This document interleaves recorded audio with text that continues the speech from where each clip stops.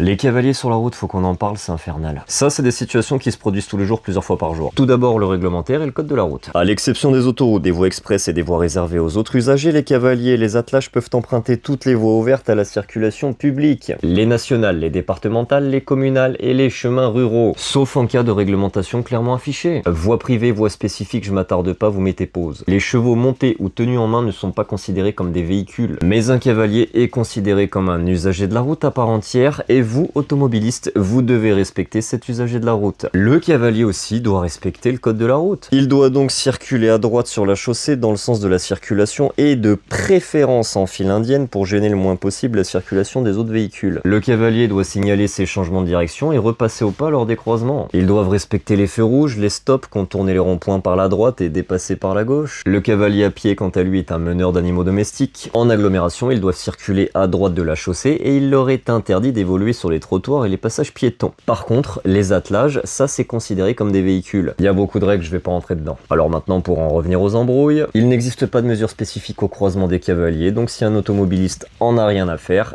eh ben il est dans son droit d'en avoir rien à faire. Il y a des règles générales à respecter en cas de dépassement et notamment d'animaux. Le R413-17 nous explique clairement que la vitesse doit être réduite lors du dépassement ou du croisement d'animaux. Le R414-4 lui nous précise les distances minimales à respecter lors d'un dépassement. Un conducteur ne doit pas s'approcher à moins d'1 mètre en agglomération et 1,5 mètre hors agglomération. C'est bien précisé s'il s'agit d'un piéton, d'un cavalier ou d'un animal. Donc pour les automobilistes qui râlent, ben oui, c'est dans le code de la route. Sauf qu'en réalité, un automobiliste, il en a strictement rien à faire que votre cheval, il ait peur des voitures. Factuellement, ça peut se comprendre. Chers automobilistes, essayez de voir le cheval comme un enfant qui est en train d'apprendre. Au début, les chevaux ont peur sur la route et petit à petit, ils ont moins peur sur la route grâce aux bonnes rencontres et grâce au bon comportement que vous adoptez lorsque vous en croisez. Vous croisez un cheval, vous ralentissez, vous participez au fait que le cheval se comportera mieux par la suite. Il y a des règles pour les véhicules et pour les cavaliers, mais pour le cheval, tout ça c'est abstrait. Il y a aussi des situations où il est préférable de s'arrêter. Mais ça, vous n'êtes pas obligé. Pour finir avec honneur, n'oublions pas que sans les chevaux, on aurait certainement perdu plus d'une guerre. Et on vivrait pas la société ultra développée dans laquelle on vit aujourd'hui.